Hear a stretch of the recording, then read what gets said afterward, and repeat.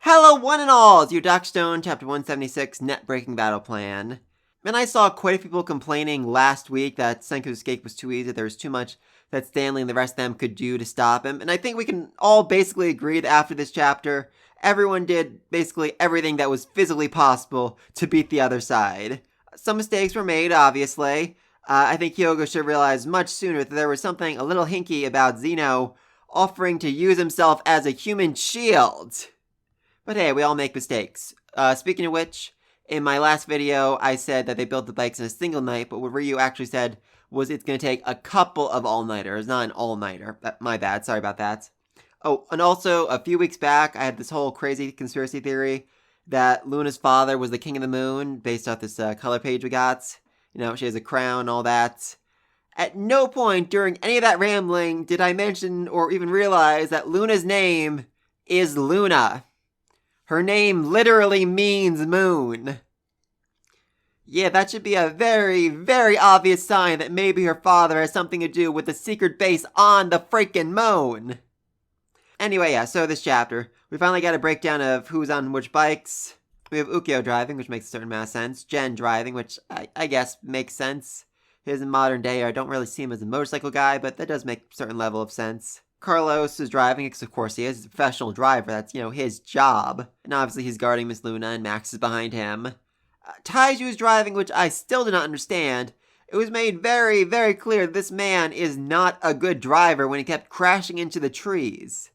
That feels weird to make him a driver. I mean, there are other potential people that could have, you know, driven instead. Francois is driving, which is not too surprising. You know, she was all-around butler for Ryu, so being his personal driver makes a lot of sense for her as well. And, of course, to no one's surprise, Ryu is driving. It does seem like the plan is to have, you know, the battle team on the back to provide any support that might be needed, and the most vulnerable people in the middle. You know, in the middle we have Luna, Chrome, Zeno, sweet little Chelsea, and sweet little Suka. Then we get a weird conversation between Ryu and Carlos. It says, Carlos, it seems pretty obvious, but you were a professional driver in your time, right? You've spent several days building a motorcycle with this man. You somehow agreed to assign him as a driver, and yet you never asked if he was a professional driver? It feels like that would have come up, you know, way before now. But whatever, they use their professional skills and abilities to create a smokescreen, like I suspected, in order so that the enemy can't snipe at them. Unfortunately, though, their enemy is Stanley, who is really freaking good at sniping. Even with his freaking handgun, he's able to shoot through the smokescreen and still hit Tsukasa and Hyoga. And I will definitely talk about that, but first, this shot is so freaking amazing. The bullets shooting through the dust, spinning as they do. It looks so freaking awesome. Kohaku's guarding Suka, so sweet and adorable. And then we have just Zeno looking down maniacally, menacingly. He looks like a freaking comic book villain here, even with the gag in his mouth. Anyway, like I said, Tsukasa's hit, and so is Hyoga. But Hyoga had the presence of mind to wear body armor, which is very concerning because Tsukasa is the one that keeps Hyoga in check, you know? He's so strong that Hyoga said even if I attacked him in his sleep, I wouldn't be able to kill him. So, with him seriously wounded like this, it means Hyoga is basically the strongest person they have on the team.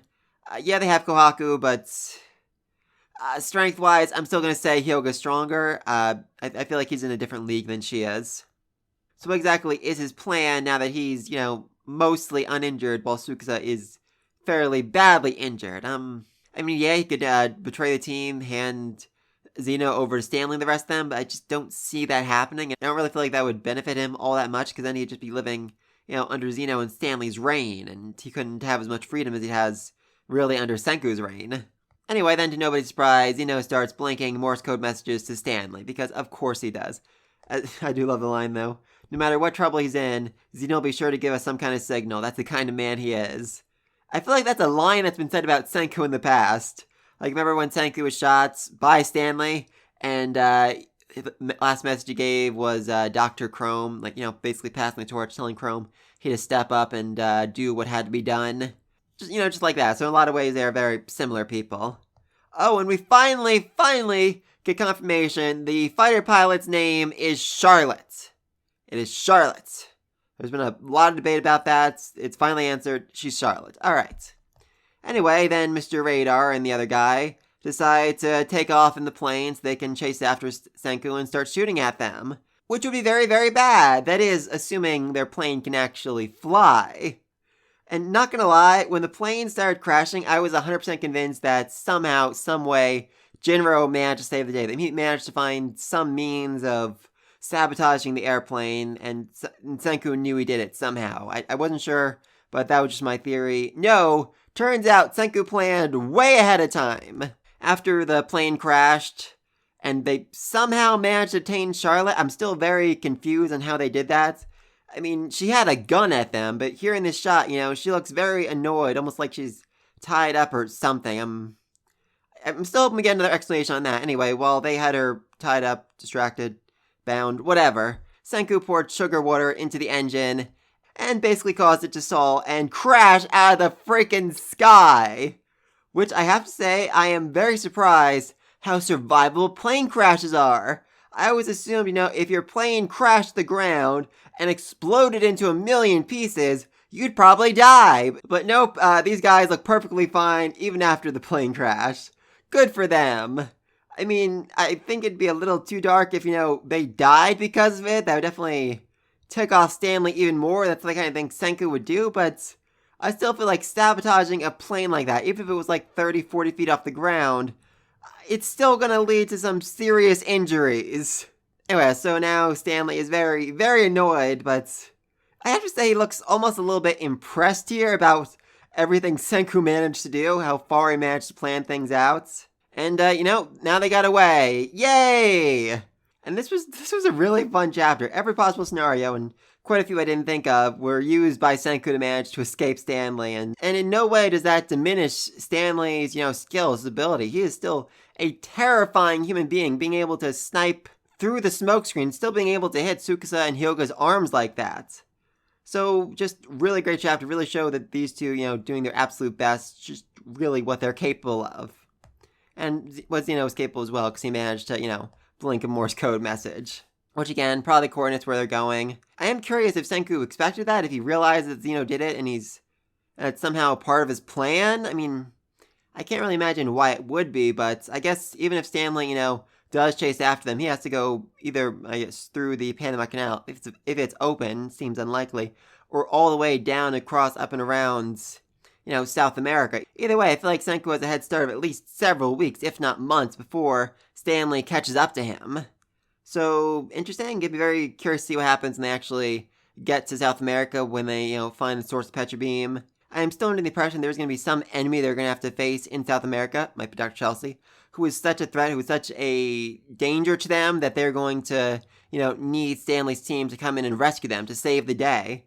And that's how they're going to, essentially team up to fight against the bigger issue, the bigger enemy, the big bad, whatever it is for this arc. Because like I said, even if Stanley knows where they're going, it's going to take him a very long time to catch up, and it feels like there just needs to be another threat they have to face, while they're waiting for Stanley. I'm just curious about that. But yeah, let me think all this down below. What do you think of this escape? Is there anything else either side could have done to win here? I really don't think so. It feels like they covered all the bases, every possibility, and still managed to make both sides feel, dangerous and threatening and powerful. But let me think all this down below. Before I go, though, there is just something else I wanted to say.